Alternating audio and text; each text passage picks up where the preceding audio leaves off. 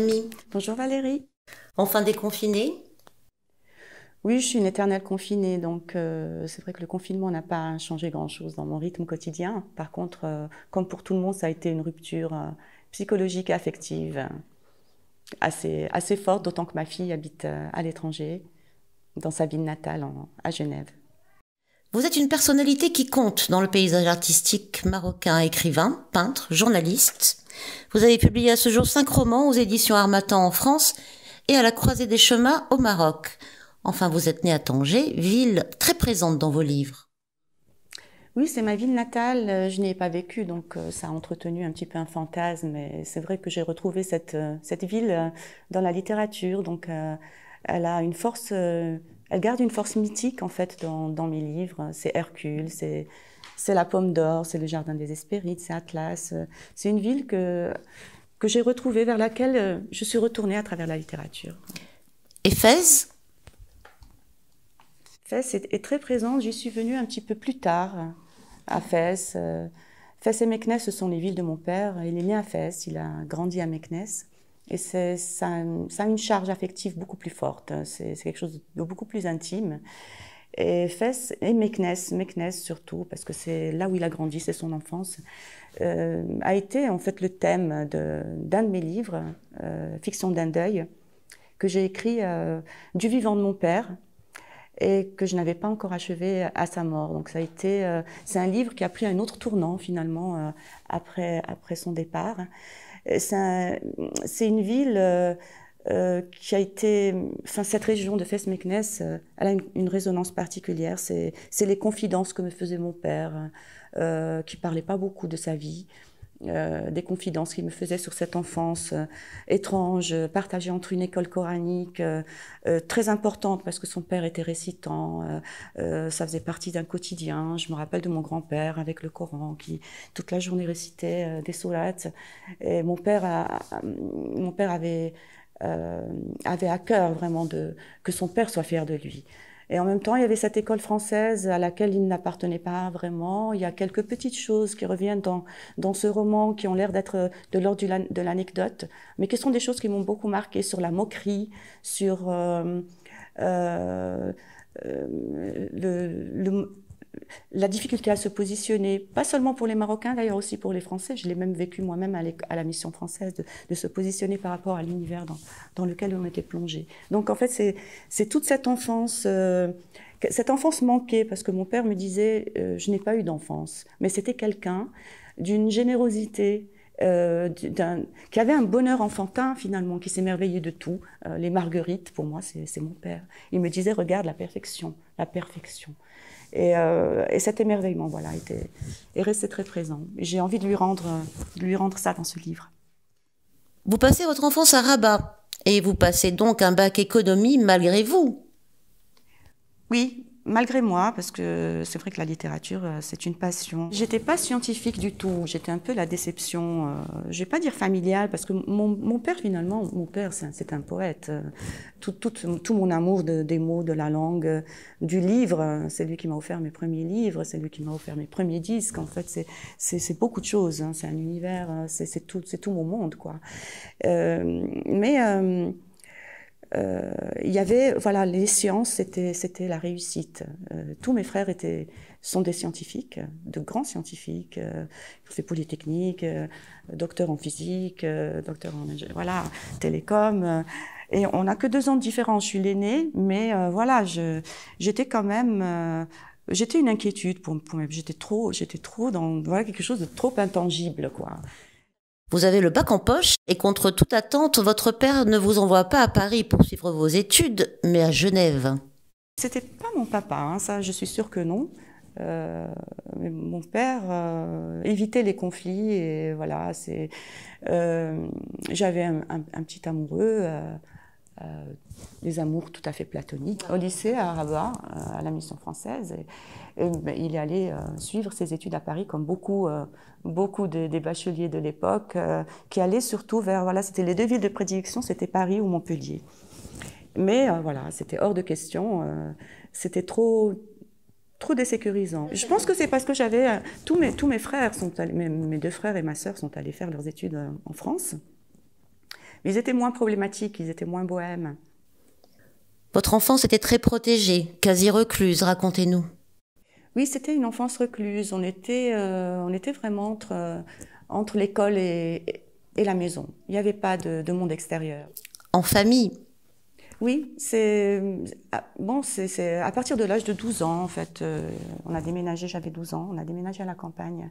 Ça a été quelque chose, c'était à l'adolescence, donc ça a été un tournant assez difficile. C'était un petit peu... Ma mère avait ce fantasme, en fait, hein, ce fantasme du monde autosuffisant. Elle projetait sur l'avenir. Il fallait construire un espace où tout se passerait en vase clos. Les enfants, une fois mariés, viendraient vivre dans cette maison avec leurs conjoints, avec les enfants. Donc, c'était vraiment quelque chose, voilà, d'une rupture. Ça a eu l'effet inverse parce que ça a éloigné, ça a effrayé, donc ça a éloigné. Vous voilà à Genève, enfin la liberté? Oui, ça a été vraiment, vraiment une délivrance. C'était un moment très fort. J'ai pris l'avion avec mon père. Il a vraiment été, il est d'une présence très forte dans les moments les plus importants de ma vie. Vous êtes un peu déçu par Genève?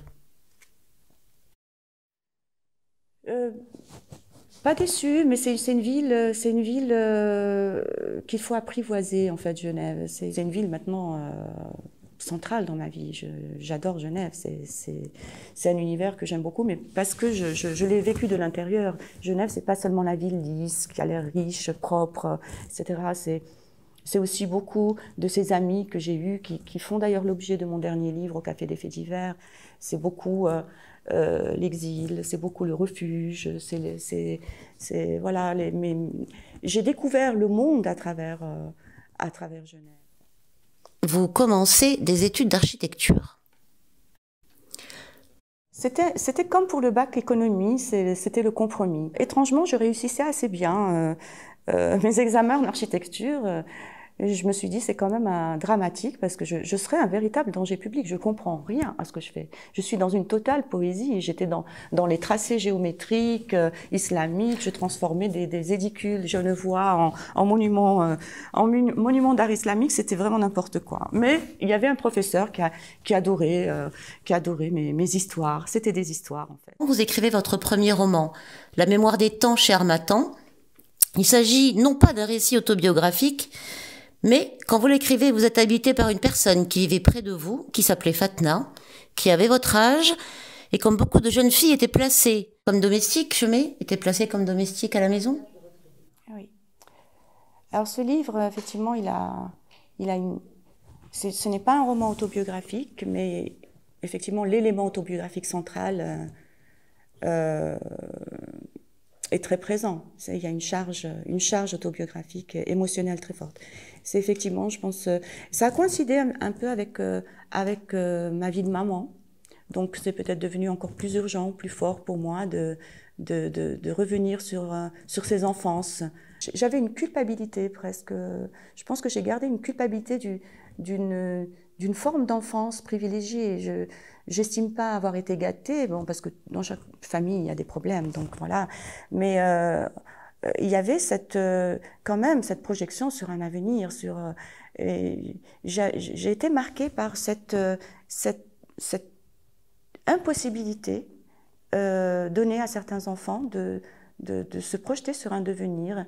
Des enfants, de toute façon, on a tous des images comme ça, d'enfants qui portent des seaux plus lourds d'enfants qui vont faire des courses tout petits, d'enfants qui vivent dans des coins de cuisine. Et c'est quelque chose que j'ai eu beaucoup de mal à vivre, que j'ai toujours du mal à vivre. C'est des choses qu'on voit encore. Mais j'allais à l'école, elle n'y allait pas. On avait une complicité très forte. Les seuls moments de liberté finalement qu'elle avait, c'était ces samedis de cinéma qu'on se permettait. Ces samedis de cinéma où on se retrouvait, où il y avait voilà, les petites intrigues, les petits amoureux. Le fait que vous alliez à l'école et pas elle. Ça a été un combat que j'ai pas été la seule à mener. Tous mes frères, ma sœur a été aussi très, très touchée par tout ça. Et c'est vrai que quand elle s'est enfuie, mon imaginaire a gambadé. Au départ, Au départ, on a entendu dire qu'elle était partie pour Agadir, et Agadir, voilà, pour une jeune fille qui n'avait pas d'avenir, entre guillemets, qui n'avait pas eu accès à la scolarité, qui n'avait même pas, je me rappelle, des moments de panique que je comprenais pas. Quand elle voyait passer une estafette de police, par exemple, elle paniquait. Elle se cachait dans des coins de rue et elle me disait mais j'ai pas d'identité. Moi je comprenais pas ce que ça voulait dire en fait. Elle parlait de voilà que si on lui demandait sa carte d'identité, ben en fait et moi je lui disais mais j'ai pas non. Si on m'arrête, moi je saurais pas quoi dire non plus. Il y avait une peur constante et cette négation comme ça de l'autre et je pense qu'il y avait une forme de possessivité. Les personnes avec lesquelles elle vivait ne se pensaient pas violentes. Il n'y avait pas de violence physique, il n'y avait pas de... Mais il y avait une sorte de possessivité. Elle m'appartient. Donc voilà, mais on voyait ça partout. Vous ne cessez d'écrire. 5 livres, au titre magnifique, Les Mémoires des temps, Étreinte, Fiction d'un deuil, Le Cénacle des solitudes et Au café des faits divers. Quel est le lien, le fil rouge qui relie tous ces livres? Oui, alors d'abord, ça me fait vraiment plaisir que vous me parliez des titres, parce que les titres, pour moi, c'est un cauchemar. C'est vraiment un accouchement, c'est un cauchemar, quoi. C'est la dernière chose que je trouve hein, quand j'écris un roman.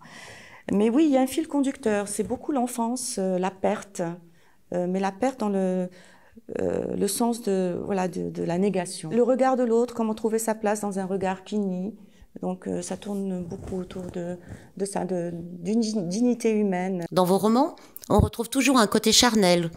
Que pensez-vous des hommes? Les hommes, bon, c'est une vaste question, mais pour répondre de façon personnelle, j'ai parlé des hommes de ma vie. Voilà, les hommes de ma vie sont très importants, ça a marqué chaque étape de mon existence. C'est mon père, donc l'enfance, c'est mon mari, avec lequel j'ai vécu pendant 20 ans. Donc c'est ma vie de femme, c'est mon premier et mon dernier amour, probablement. Vous rentrez précipitamment au Maroc. Pour quelle raison?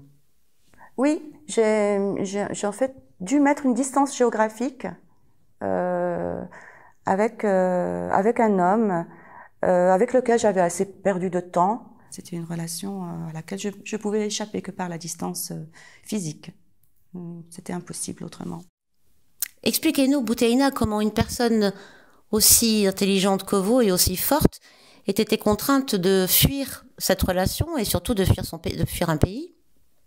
C'est un petit peu d'être confronté à la possessivité. Vous savez, voilà, on est un peu l'objet de l'autre, mais c'est aussi deux forces qui s'affrontent. La violence, elle vient pas seulement de la personne jalouse qui essaye de posséder et d'enfermer.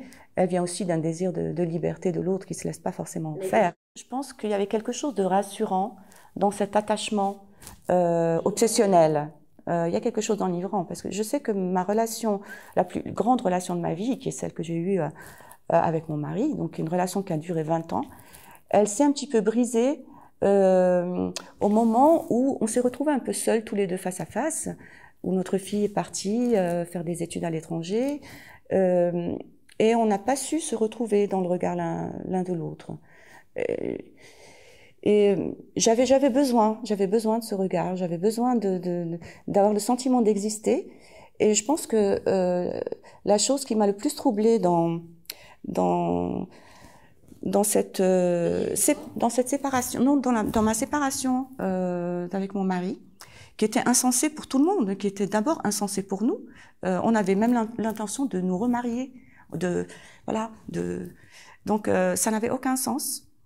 Et le moment le plus troublant, c'est quand il m'a dit, après notre séparation, donc au moment où j'ai décidé que, en fait, j'arrivais plus à le suivre, c'est-à-dire j'avais besoin d'avoir un espace, j'avais toujours l'impression de suivre, et c'était plus possible. En fait, j'avais plus de raison de suivre, puisque ma fille n'était plus là, quoi. Il y a eu quelque chose d'un petit peu perturbant. Il y a eu une histoire de santé qui a fait que, bon, quelque chose a basculé dans ma tête sur le manque de présence, sur voilà le manque de présence dans les moments forts. Je pense que je pense que j'ai été là, et il y a eu cette chose troublante de se dire qu'en fait on n'a pas l'importance pour l'autre, on n'a pas cette importance qu'on lui accorde. Quelqu'un qui vous répète je t'aime 10 000 fois par jour, quand peut-être on a attendu ces mots-là, et que le jour on les a entendus, quand on s'est séparés, mon mari et moi,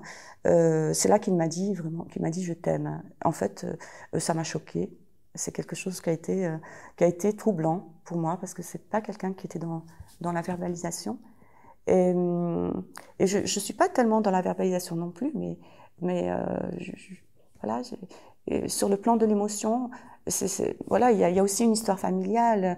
C'est des familles diplomates avec des histoires quand même lourdes, hein, la Syrie, la guerre, le Liban, beaucoup de choses, des enfants qu'il fallait placer ailleurs parce que les parents étaient tout d'un coup au Laos par exemple, il y a pas de donc ils étaient en permanence séparés les uns des autres, et il n'y avait pas de place pour trop d'affect, parce que ça fragilise, ça fragilise. Et donc il y a eu quelque chose de profondément injuste quelque part dans... je pense qu'au fond de nous, on a toujours pensé qu'on se retrouverait un jour. Et alors vous vieillirez ensemble un jour? Ben non, c'est sans compter, vous savez, avec le pouvoir des autres. Moi, je suis tombée sur une sorte de jaloux possessif pour lequel j'ai dû abandonner un travail parce que mon travail correspondait pas à ses horaires à lui. Enfin, c'était encore pire que tout ce que j'aurais pu imaginer. Ça, vous parlez de la deuxième histoire. Oui, cette deuxième histoire. Lui, il a refait sa vie. Vous savez, quand on refait sa vie, voilà, il faut aussi respecter, pas passer son temps à défaire les choses. Il y a un équilibre à trouver, mais il est difficile quand on sent qu'on a brisé quelque chose, parce que je sais que j'ai beaucoup déçu ma fille sur ce coup-là. Donc vous êtes rentrée à Casa, et non pas à Rabat d'ailleurs.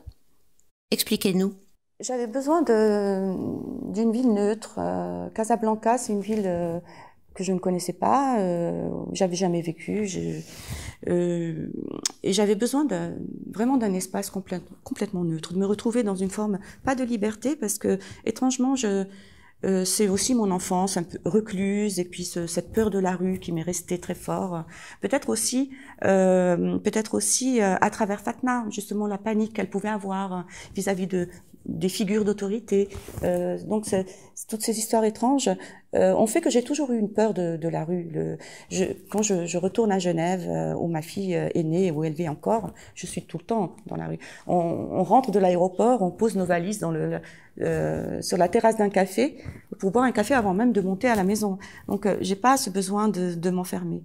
Le Maroc, Casablanca, c'était un choix pour mettre un minimum de distance avec une ville qui a été un petit peu, de par mon histoire personnelle, pas de par son caractère propre, mais de par mon histoire personnelle, qui a été une ville un peu étouffoire. Donc j'avais pas envie d'y retourner. Et donc vous rentrez à Casablanca, et dès que vous démarrez une nouvelle carrière, vous découvrez le journalisme. Vous avez travaillé au 360, et vous dites que vous avez toujours été très libre d'écrire ce que vous désiriez. Oui, j'ai toujours été très libre en tant que journaliste. D'ailleurs, quand on a commencé à me taquiner sur des questions de tu fais partie d'un média entre guillemets officiel, je comprenais même pas ce qu'on me disait, et puis on se moquait de moi, du genre mais elle est naïve ou elle est bête, quoi. Mais en fait, ça m'importait peu. J'ai jamais eu de censure. C'est au contraire, même quand j'abordais des sujets de société pour lesquels je voulais aller beaucoup plus loin qu'un simple article. Pour moi, c'était hors de question de rencontrer des choses graves, de rencontrer des misères graves, des injustices graves, et de s'en tenir à un article. Donc, on a vécu des aventures extraordinaires. On a été reconstruire une maison pour une vieille dame esseulée. Tout le monde a été d'une solidarité fabuleuse. Ça a été une histoire familiale, finalement. Et comment aviez-vous trouvé la presse marocaine quand vous êtes arrivé, et qu'en pensez-vous aujourd'hui? Alors, pour d'abord parler de la presse marocaine, elle a besoin d'une reconnaissance. C'est une presse qui peut être très belle, qui est très belle. On a de très grands journalistes, mais vous savez, je pense que le gros problème toutes les polémiques qui ont lieu actuellement viennent beaucoup plus du lecteur, que voilà, il n'y avait pas de profondeur dans l'écoute et qu'on pouvait se mettre en danger, à insister sur des problèmes qui peuvent créer des polémiques inutiles. Je préfère le monde de la littérature, c'est quand même mon univers, c'est intime, c'est ma bulle. Le lecteur qui va s'y intéresser va pas s'arrêter à un titre. Parce que le journalisme, c'est quand même un univers où il y a des codes.